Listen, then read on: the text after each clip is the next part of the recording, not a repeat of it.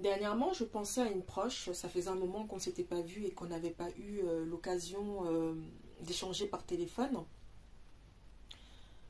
Donc on papote et au son de sa voix, je sentais que quelque chose n'allait pas. Donc je lui demande si tout allait bien et si elle ressentait le besoin de se confier. Elle me parle de ses difficultés, de sa situation qui ne s'améliore pas. Elle me dit qu'elle est épuisée spirituellement, moralement. Elle était vraiment découragée et éprouvée par sa situation. Dans prise de compassion, je l'aide à relativiser, je la rassure comme je peux en lui faisant comprendre de garder la foi, de rester forte, courageuse, même si la situation n'est pas forcément évidente, de s'assurer et de ne pas douter que le Père Céleste œuvre dans sa vie et surtout que le meilleur reste à venir. C'est donc ce qui m'a mené à réaliser cette vidéo car il me semble que j'ai oublié d'aborder un point dans la vidéo précédente et pour rappeler que le Père Céleste a sa manière de fonctionner et qu'il est important de lâcher prise, d'être patient, de garder la foi et de lui faire confiance dans l'épreuve surtout.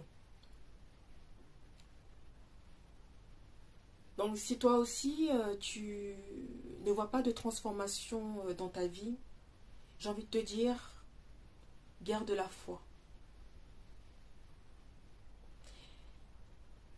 Si tu penses que le Père Céleste ne se soucie pas de ta situation actuelle, c'est faux. Garde la foi. Et je vais aussi te dire que la main de Dieu dans ta vie ne consiste pas nécessairement à obtenir ce que tu demandes, mais à recevoir ce dont tu as vraiment besoin. Je m'explique. Par exemple, le Père ne veut pas que tu intègres un environnement dans le cadre du travail, par exemple. Parce qu'il sait que sur le court moyen terme, tu ne seras pas épanoui pour X raisons. Et qu'il a une meilleure opportunité pour toi qui correspondra plus à tes attentes, tes valeurs, à qui tu es. D'où l'importance de faire attention aux signes. Deuxième exemple que je peux te donner. Par exemple, tu rates une épreuve d'examen. Enfin, c'est un exemple, hein. Tu adapteras. Donc tu rates cette épreuve d'examen et de cet échec, pardon, tu ne prends pas le temps d'apprendre de tes erreurs pour te corriger, pour parfaire tes compétences, tes connaissances, pour retenter ta chance. Selon toi, est-ce que la deuxième tentative sera la bonne?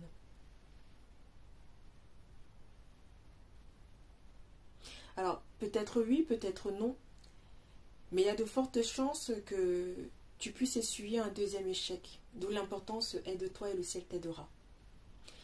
Et comprends donc que je veux me répéter que la main de Dieu dans ta vie ne consiste pas toujours à obtenir ce que tu demandes, mais à recevoir ce dont tu as besoin. Et, et même si tu ne peux pas le comprendre forcément tout de suite, d'accord? Donc comprends que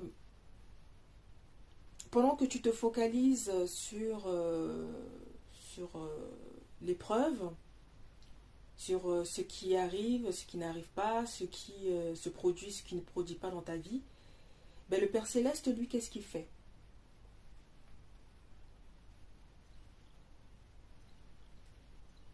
Mais il t'étudie ta manière de vivre, ta réaction,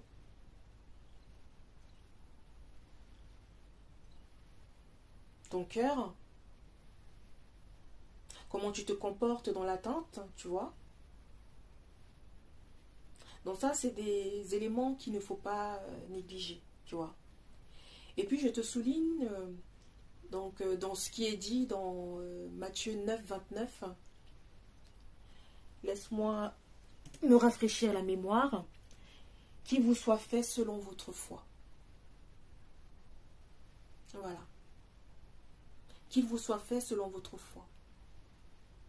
Je vais te laisser méditer sur cette parole et je te dis à la prochaine. Prends bien soin de toi et à bientôt.